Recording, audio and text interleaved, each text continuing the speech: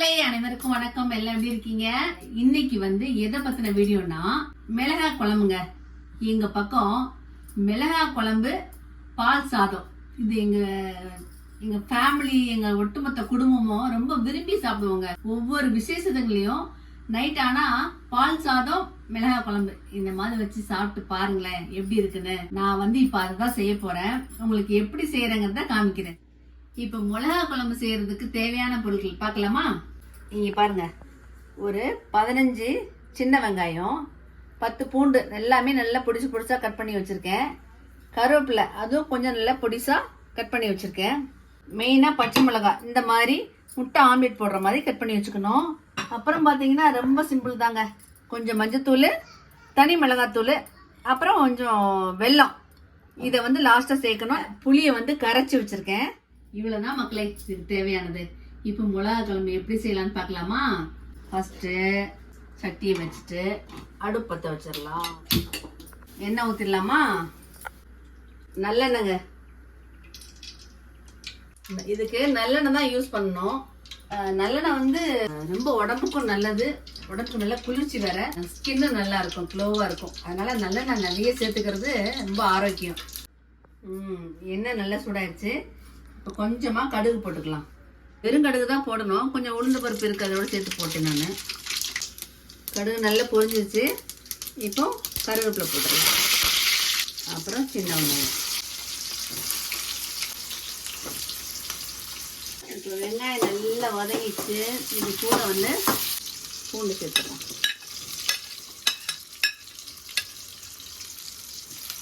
இந்த பூண்டு, வெங்காயம், பச்சை மிளகாய் எல்லாமே நல்லா வதங்கி மசிஞ்சிருக்குங்க. இந்த குழம்பு எப்படின்னா ஒரு வாரம் நாள் நீங்க வச்சு சூடு பண்ணி சாப்பிடலாங்க. ஃப்ரிட்ஜ்ல வச்சீங்கன்னா 10 நாள், 12 நாள், 15 நாள் கூட நீங்க வச்சுக்கலாம். அந்த அளவுக்கு ருசியா இருக்கும். அதே நேரத்துல சப்பாத்தி, இட்லி, குழம்பு சாதத்துக்கு கூட சாப்பிட்டுக்கலாம். நாங்கெல்லாம் தீபாவளி டைம்ல பாத்தீங்கன்னா இட்லி வச்சுட்டு கறி குழம்பு வச்சிருப்போம். ஆனாலும் இந்த மிளகாய் குழம்பு தொட்டுக்கிட்டு சாப்பிடுவோம். அவ்வளோ ஒரு சுவையா இருக்கும். நீங்க செஞ்சு பார்த்துட்டு எனக்கு சொல்லுங்க கமெண்ட்ல, சரியா? இப்ப இந்த ஸ்டேஜ்ல கல் உப்பு போடணுங்க. இந்த அளவுக்கு கல் உப்பு போட்டுருங்க. கல் உப்பு போட்டா நல்லா வதங்கி வரும். அதுக்குதான் கல் உப்பு போடுறது. பாருங்க இப்படி கண்ணாடி பதத்துல வந்துருக்குது. இது பத்தாதுங்க, இன்னும் கொஞ்சம் நல்லா வதங்கணும். அதுக்கப்புறம் மிளகாய் போட்டுடலாம். இப்ப நல்ல ப்ரௌன் கலர்ல நல்லா வதங்கிடுச்சு பாருங்க. இப்படிதாங்க வதங்கணும். அப்பதான் மனமா இருக்கும், கெட்டும் போகாது, ரொம்ப நாள் வச்சு சாப்பிடலாம். இதுக்கு இந்த ஸ்டேஜுக்கு அப்புறம் நம்ம மிளகாய் போட்டுடலாம். இந்த மிளகாய் நல்லா வதங்கட்டுங்க. நான் சிம்மில் வச்சிடறேன்.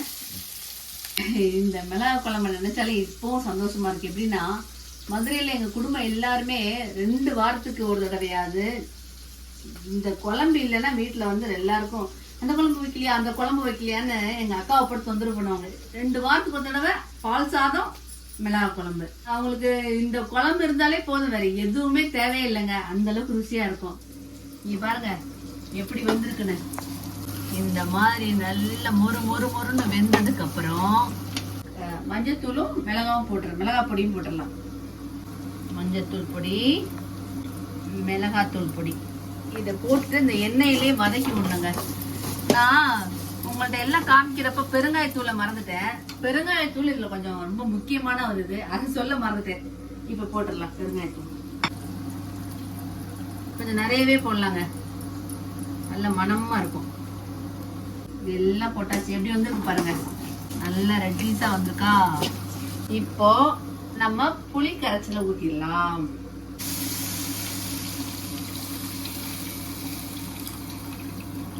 லாஸ்ட்ல இந்த கொஞ்சோண்டு சக்கை ஏதாவது இருக்கும், அதை எப்படி எடுத்துடணும். ஹை ஃப்ளேம்ல வச்சு கொதிக்க விடணுங்க. கொதிச்சு சுண்டி வத்தி வரணும். அது வரைக்கும் நம்ம வெயிட் பண்ணலாம். இதுலயே புளி மிளகாய் குழம்புன்னு ஒண்ணு இருக்கு, அதை நான் வைப்பேன். அதுவும் ரொம்ப பிடிக்கும். அது எப்படின்னா சாம்பார், அப்புறம் பருப்பு சாதம் இந்த மாதிரிக்கு ஒரு 2 மிளகாய் வச்சுக்கிட்டு அப்படின்னு கொண்டான்னு இழுக்கும். இது எல்லாருக்கும் குழந்தைங்க வரைக்கும் பிடிக்கும். மிளகாய் இவ்வளவு போட்டிருக்கோம்ல, ஆனா இந்த சின்ன வெங்காயத்தோட டேஸ்ட், அப்புறம் வெல்லம் இதெல்லாம் சேர்ந்து வரும்போது நல்லா இருக்கும், சூப்பரா. அது சொல்லவே முடியாது, நீங்க சாப்பிட்டு பார்த்தாதான் தெரியும். கொதி வந்துகிட்டு இருக்கு பாருங்க. இது நல்லா கொதிச்சு இந்த தண்ணி எல்லாம் வத்தி அப்படியே கிரேவி மாதிரி வருங்க. அந்த நேரத்துல நம்ம வெள்ளத்தை போடணும். போட்டு ஒரு 5 நிமிஷம் கொதிக்க விட்டு இறக்குனா போதும். இன்னும் ஒரு 5 நிமிஷம் இல்ல ஒரு 10 நிமிஷம் வெயிட் பண்ணுவோம். நல்லா கொதிச்சு வத்தட்டும். குழம்பு உப்பெல்லாம் எப்படி இருக்குன்னு பாத்துடலாமா? சூப்பரா இருக்கு. தண்ணி எல்லாம் வத்தி நல்லா கிரேவி ஆனதுக்கு அப்புறம் வெள்ளத்தை போட்டுட்டு அதுக்கப்புறம் இன்னொரு தடவை நம்ம டேஸ்ட் பண்ணி பார்ப்போம். எங்க அம்மா பத்தாச்சு, எங்க அப்பா பத்தாச்சு, அவங்களும் இதே மாதிரி சுவையோட நிறைய செஞ்சு கொடுப்பாங்க. நான் அவங்க கையோடத்துலயும் வளர்ந்துருக்கேன். எங்க மாமியார் வீட்டுக்கு வந்தப்பறம் எங்க மாமியார் வீட்லயும் இதே மாதிரிதான். எங்க குடும்பம் எல்லாருமே கலன்னு சாப்பாடு விஷயத்துல சாப்பாட்டு பிரியர்கள் எல்லாருமே, என் புருஷன், எங்க வீட்டுல எல்லாருமே ஒண்ணு கூடி இந்த மாதிரி சமைச்சு வச்சுட்டு ரசிச்சு ரசிச்சு ரசிச்சு ருசிச்சு கிண்டல் பண்ணி ஒவ்வொருத்தங்களோட ஜாலியா சாப்பிடுவோம் பாருங்க. அந்த விதமே வேறங்க. வெயிட் பண்ணுவோம் கொஞ்ச நேரத்துக்கு.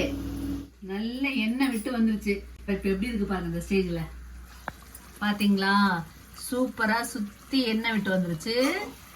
இப்போ நம்ம வெள்ளத்தை போட்டுடலாம். பாருங்க வெள்ளம் இவ்வளவு போதுங்க.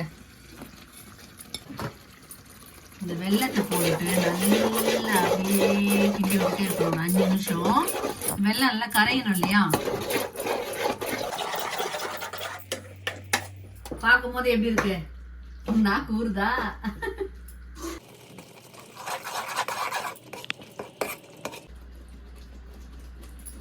சூப்பர் மணங்க. இப்ப வெல்லம் போட்டாச்சு. இப்ப எப்படி இருக்கு டேஸ்ட் பார்க்கலாம்.